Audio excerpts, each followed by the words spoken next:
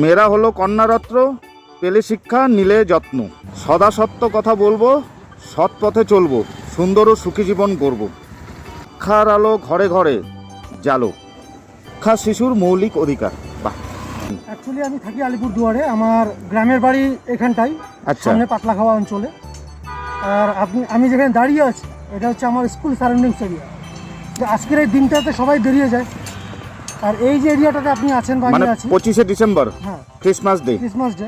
তো এই যে এরিয়াটা আছে এটা হচ্ছে 99% আদিবাসী অধ্যুষিত এলাকা। বাহ। আদিবাসীরা মূলত নানা দিক থেকে বঞ্চিত এবং পিছিয়ে পড়া আছে।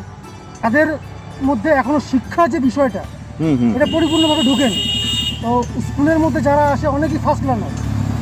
তো সেই জায়গার থেকে একটা প্রয়াস যে যাতে তারা বাচ্চাগুলোকে খুব সুন্দরভাবে রোজ স্কুলে পাঠায়, স্কুল থেকে বাচ্চারা যাতে একটা বড় প্ল্যাটফর্মে যেতে পারে, এটাই আমার মূল উদ্দেশ্য।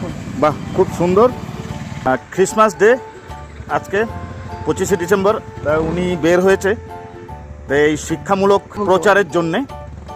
আমার নাম কালিদাস সরকার। আপনি শিক্ষক? আমি শিক্ষক।